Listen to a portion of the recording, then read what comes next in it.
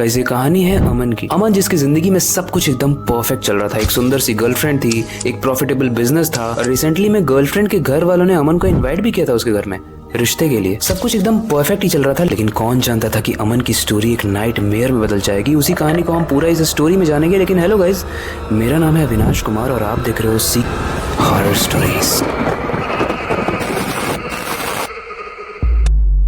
इस कहानी का अमन अपने कॉलेज में सबसे स्मार्ट लड़का था। वहीं उसकी गर्लफ्रेंड रितु उस कॉलेज की एक न्यू कमर थी। कॉलेज में उन दोनों को आजकल वाला प्यार हो गया। आजकल वाला कौन सा प्यार होता है? Love at first sight. और ये लव कोई ऐसा वैसा लव नहीं था। रितु शुरू से ही अमन के बिजनेस को बहुत सपोर्ट करती थी, अमन को बहुत फाइनेंशियली सपोर्ट करती थी और कहीं ना कहीं अमन के बिजनेस को बहुत बड़ा बनाने में रितु का भी हाथ था। एक दिन अमन रितु से कहता है कि मुझे अपना बड़ा ऑफिस बनाने के लिए अब बड़ी जगह चाहिए। ऐसे में रितु कहती है कि तुम मेरे ही घर के ऊपर वाले फ्लोर पे अपना ऑफिस बना लो, वैसे भी वो फ्लोर खाली रहता है। अमन बिल्कुल मान जाता है क्योंकि फ्री का चंदन किस मेरे नंदन। तो अमन बोलता है कि मैं कल अपने दोस्त अनुज के साथ घर को देखने आऊंगा। फिर अगले दिन अमन और उसका दोस्त अनुज रितु के घर जाते हैं उस फ्लोर को देखने के लिए। और वो ये देख रहे हैं कि ऊपर वाला जो फ्लोर है वो काफी स्कैरी है क्योंकि वो दिखने में बहुत पुराना लग रहा था। जिसकी वॉल्स काली पड़ चुकी थी और बाउंड्री वॉल पे काले मटके भी रखे हुए थे। तभी रितु और उसकी मॉम आ जाती है और वो ये कहती है कि तुम लोग बाहर क्यों खड़े हो, अंदर आओ भाई। और हाँ, एक चीज का ध्यान रखना, आने से पहले अपना लेफ्ट पैर आगे रखना, राइट नहीं। अब ध्यान से सुनना क्योंकि उस फ्लोर के अंदर कोई भी वेंटिलेशन नहीं था, जिसके डर के मारे अमन तो अंदर आ जाता है बट अनुज काफी डर रहा होता है क्योंकि उसका थोड़ा सा दम घुटने लगता है। लेकिन ये रितु और उसकी मम्मी देख लेती हैं और काफी इंसिस्ट, काफी ज्यादा फोर्स करती हैं कि तुम भी अंदर आओ, अपना लेफ्ट पैर रखो अंदर और अंदर आओ।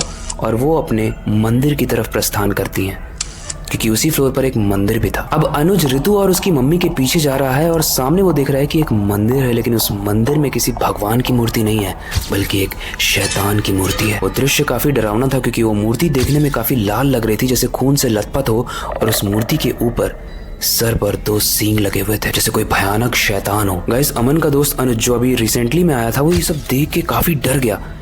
लेकिन शॉकिंग बात यह है कि उसके मुंह से कोई आवाज नहीं निकल रही थी और वो ऐसा फील कर रहा था जैसे वो अपनी बॉडी को मूव ही नहीं कर पा रहा है, वो बस एक जगह पे खड़ा था। तभी रितु और उसकी मम्मी एक हैंडीकैप लड़के को, यानी एक विकलांग लड़के को लेकर उसी मंदिर के पास आती हैं। और सुनने में आपको बहुत नॉर्मल लगेगा, लेकिन इस कहानी के अंत के बाद जब आप वापस से इस लाइन को सुनोगे तो काफी क्रीपी लगेगा।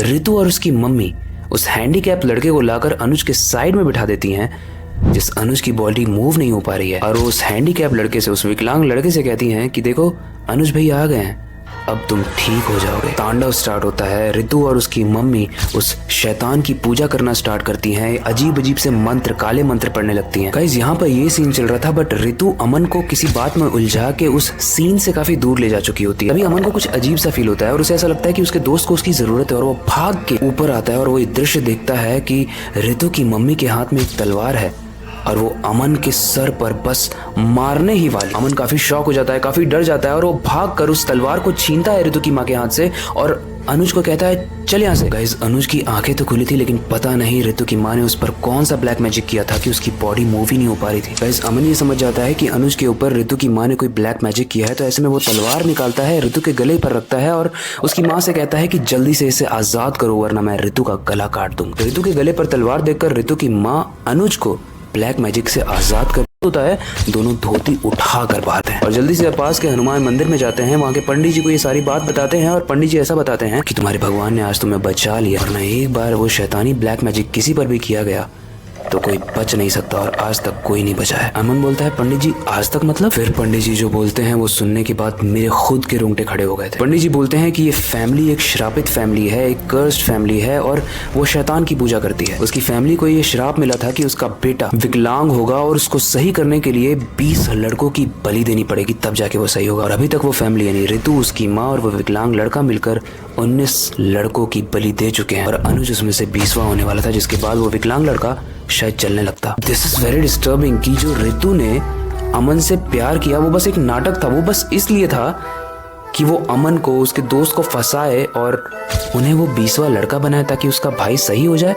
वेल आई नो कि सबको अपने फैमिली मेंबर्स को सही करने का हर तरीका, कोई ना कोई तरीका ढूंढना ही होता है, बट ये तरीका थोड़ा सा डिस्टर्बिंग है, डोंट यू थिंक? गाइस, आपको याद है स्टार्टिंग में मैंने कहा था कि किस तरीके से अमन की लाइफ नाइटमेयर में बदल जाती है, मैं वो बताने वाला हूँ।